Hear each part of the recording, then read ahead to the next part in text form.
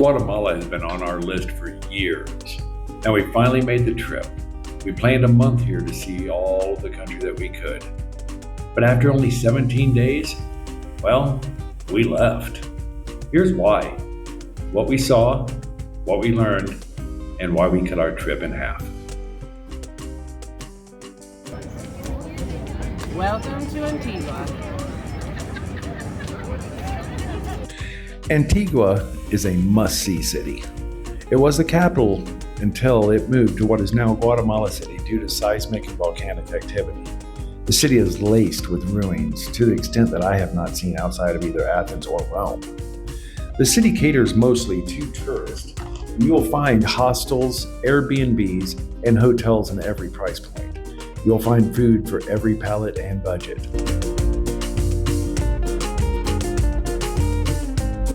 We're taking a moment to explore the Franciscan convent and ruins, as well as the Museum of Santo Hermano Pedro. It's a beautiful gardens. It's got a nice museum. Unfortunately, couldn't take any photos or videos inside the museum. The gardens and the ruins are someplace that's absolutely worth spending a couple hours just walking around. They are beautiful. Definitely. So add this to the list. Definitely worth the walk. Beautiful place. So enjoy it. We are. Hey, we're here in the Central Park in Antigua, Guatemala, and you know, most of the parks that we noticed in Latin America really don't come to life until this evening, but this one seems to be just wide awake all day, well into the evening. It's quite beautiful. Get you a picture here of the fountain, and it's rather interesting. There's sculptures on all four sides that, well, once again, something I hadn't seen, but just over behind me have the National Museum, this beautiful yellow and white trim building. Definitely worth the walk through. It is gratis, free, beautiful. So definitely worth something that I would highly recommend checking out here. Okay, check this out, a Guatemalan laundromat.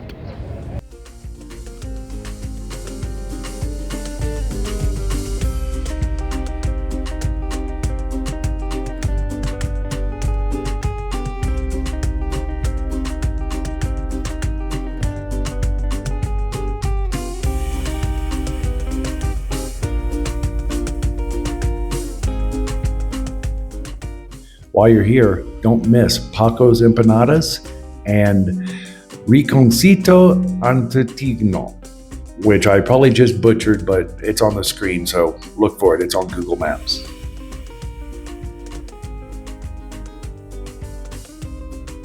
Pana Hotel, or just Pana, is the gateway to the lake, and honestly was not our cup of tea. It was entirely too busy, too touristic.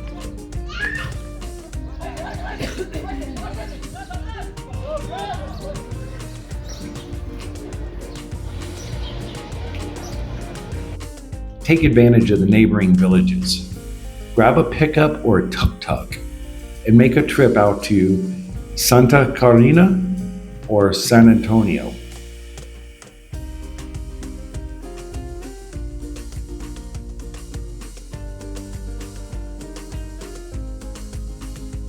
This town is covered in amazing murals. The local indigenous people are incredibly welcoming and will sit and talk to you. Very different from our experiences in the rest of Latin America. The Chef Restaurant is a must. Make that your special night out.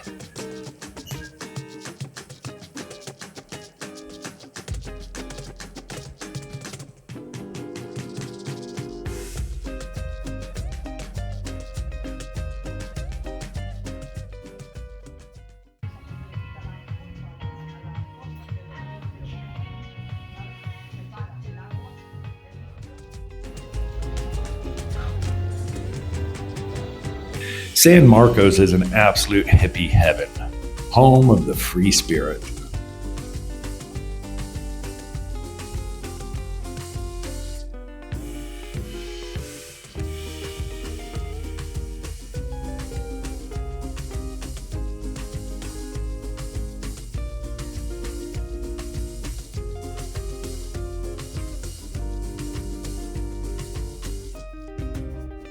The lake is absolutely gorgeous.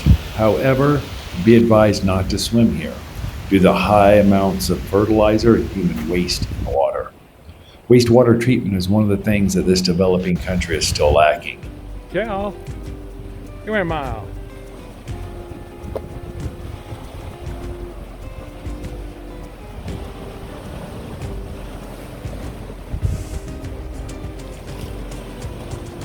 Also, I was a little disappointed with the excessive stray dogs and the mess that they tend to leave in their wake. This is not a town that you can walk around in barefoot. Definitely not the smart choice.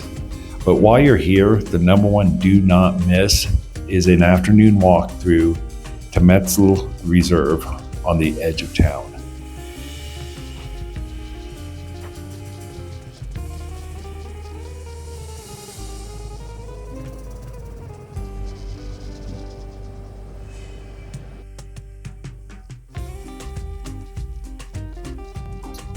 And we left the lake and went to Quetzaltenango. We wanted to find a part of Guatemala that was less tourist. We were honestly just going to feel more of what Guatemala feels like and not just being there to spend money and get away from work. So I said we went to Quetzaltenango. And honestly, what we found there kind of surprised me. The first thing I found was wonderful.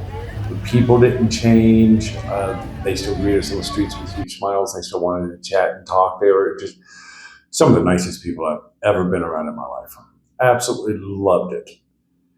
The second thing was I didn't see much of a difference in prices, which really surprised me.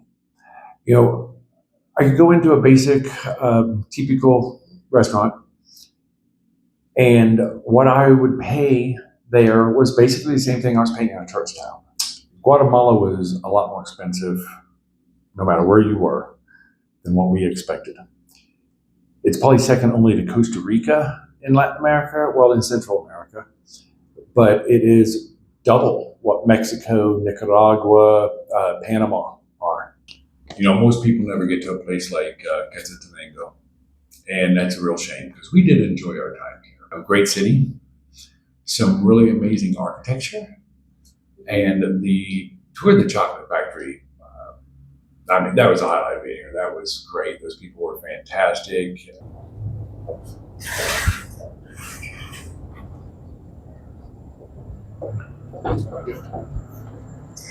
Hola, buenos días, Hola. bienvenidos.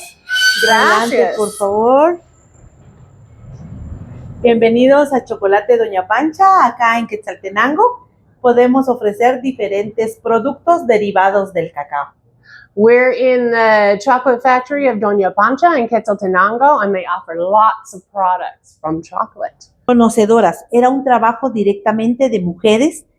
Toda mujer debía preparar chocolate en su casa todos los días. A las 4 o 5 de la tarde no era la hora del café, era la hora del chocolate. Okay, preparing the chocolate was a woman's job, always.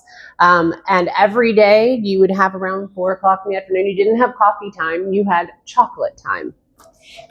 Y empezarlas a triturar. So you would put the beans in and crush until you get a powder.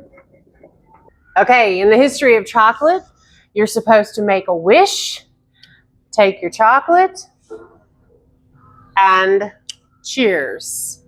I wish us happy travels for many more years. Many, many more years. Yes. Cheers. Mmm. Delicious. Absolutely delicious. Oh, the Swiss Miss has got nothing on this.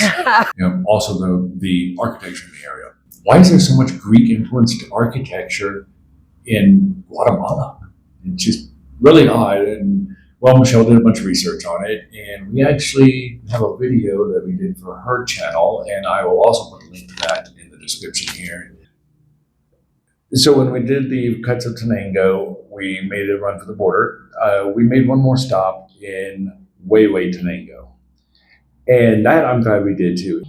A real popular run here is actually for backpackers and people that are traveling is to go from San Cristobal de las Casas here in Chiapas, Mexico, and run down to Lake Atilan. If you do that, break your trip up. Just barely into Guatemala is Huehuetenango, and there are some Mayan ruins there that are really, really nice. A lot bigger than I actually expected, and they're right on the edge of town, so you don't. It's a $2 taxi ride from pretty much anywhere in town to go, instead of having to go way out somewhere on a tour in a collectivo or a tour van, tour bus or something. We spent a few hours there. In fact, Michelle made a video for that too, and I'll throw a link in the description on it. It's pretty cool too. Huehuetenango is not on most people's stops when they visit Guatemala. However, there are so many things to see from here. Beautiful lakes and lagoons. Also, wonderful ruins like these here at Zacaleu. Overall, we're not disappointed that we went to Guatemala. It was a great experience, really. It's an absolutely gorgeous country. Things didn't really work out the way that we thought they would. It was a lot more expensive. Transportation, once again, was a pain. You have to plan a day to get between places. If you actually going between Tikal and the lake, you've got to plan a couple of days. That's 20 hours of actual in a vehicle moving. Well, we knew the country was full of mountains. We just didn't know how many. And 2-lane roads, getting behind a semi, it can take you 2 hours to go 30 kilometers. So travel was probably our biggest drawback. The people of Guatemala were wonderful. They're extremely friendly. They're very curious. They love to talk to you. And I think, as you mentioned before, it is different here in that the indigenous people are a majority. So you can actually talk about the traditions that have gone back thousands of years to the Mayans. The Mayans still live here. They're still a huge part of the population. Well, just like when we were at the chocolate factory, the lady that did the tour that runs the whole program now, 5th generation. The pictures she learned it from her grandmother. Her grandmother taught her grandmother. Probably more than 5th generations. That's all that's documented. But it's been handed down from the principal woman of the family from forever and ever. So it was very interesting to see that tradition. That was really neat to learn. The pyramids that we did see, the Mayan ruins that we did see, were amazing. The lakes, especially Atilan, absolutely gorgeous scenery. I mean, 3 volcanoes around the lake. It's wherever you go in this country, you're surrounded by volcanoes, and some are active, so you can actually watch the smoke puff out of the top. It's pretty interesting. And the first night we were in San Marcos, we actually had an earthquake. It was, I don't remember the magnitude, but the windows were shaking. Michelle sat straight up in bed, and I'm like, relax, it's just an earthquake. And she laid down and kind of mumbled, "Is it bigger than the one we were in Panama?" And I said, "No, it's a lot smaller." And she said, "Okay," and started snoring again. I don't snore. No. Purr. She started purring again. So, overall, absolutely glad that we came. Glad that we saw the country, the people, everything before it became a huge tourist draw. Also glad that we saw Quetzaltenango and Huehuetenango, which are not tourist destinations for the most part, although there's a lot to see there, not just ruins, but natural beauties, lakes and waterfalls, and it was nice to see sort of a normal life. Our lifestyle, being retired and on a limited budget, it's not real economical for us. It was more like Costa Rica, which is beautiful and great to go to, but it cost a little more. If any part of this helped you out, you enjoyed it, consider hitting that like button. If you're not already subscribing, there's a button over there in the corner that'll help you do that. Just touch it. So, you guys, thanks. And sorry it took so long to get this one out. I know it's been a while, but I'll do better. So, see ya.